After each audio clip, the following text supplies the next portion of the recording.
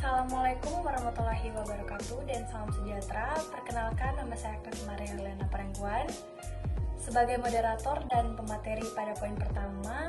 Baik, pada poin pertama yaitu pengantar teori psikoanalisis sosial menurut Karen Horney. Jadi tulisan awal Horney ini mempunyai ciri khas Freud. Namun seperti Adler dan Jung, lama-kelamaan Horney tidak sepaham dengan psikoanalisis ortodoks atau konvensional dan membentuk sebuah teori revisi yang merefleksikan pengalaman-pengalaman pribadi, baik pengalaman klinis maupun non-klinis. Tetapi di sini meskipun tulisan Horney hampir sebagian besar berkaitan dengan masalah kejiwaan dan kepribadian neurotik, hal ini dapat juga diterapkan dalam kepribadian normal dan sehat. Baik, selanjutnya saya Rayu Anissa yang akan menjelaskan materi poin kedua, yaitu perbedaan antara Horney dan Freud.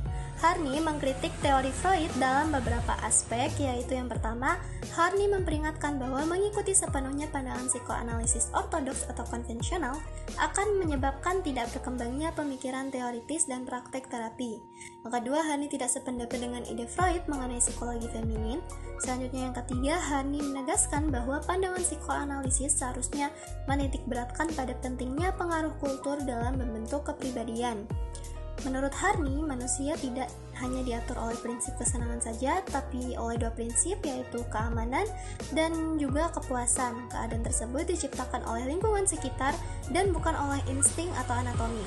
Nah, walaupun si Horney menentang pandangan Freud, tetapi Horney tetap mengakui pengetahuan yang dimiliki oleh Freud.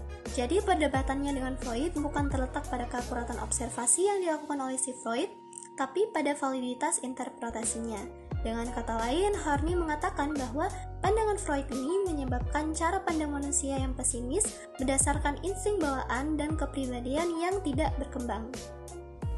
Pengaruh kultur.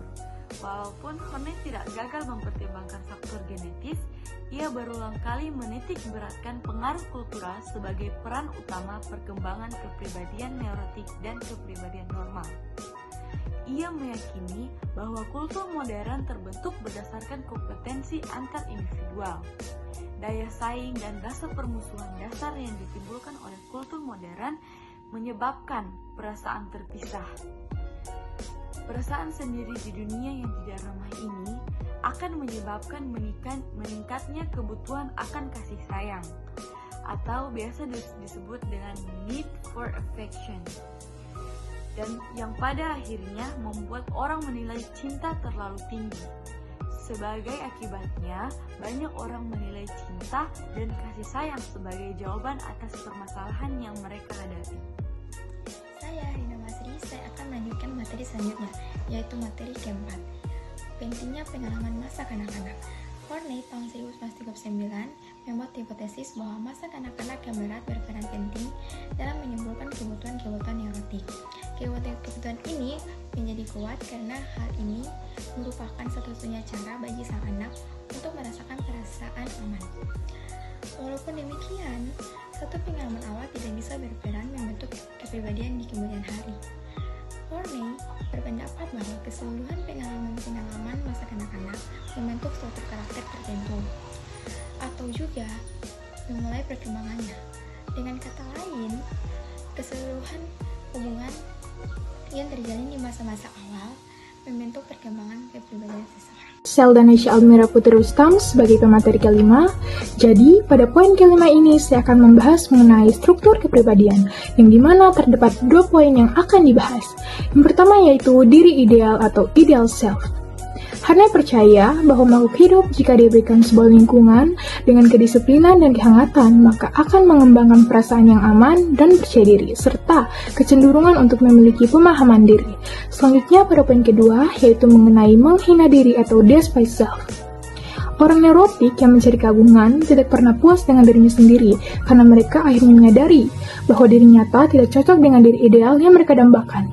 Di sini mereka kemudian mulai membenci dan memandang dirinya rendah.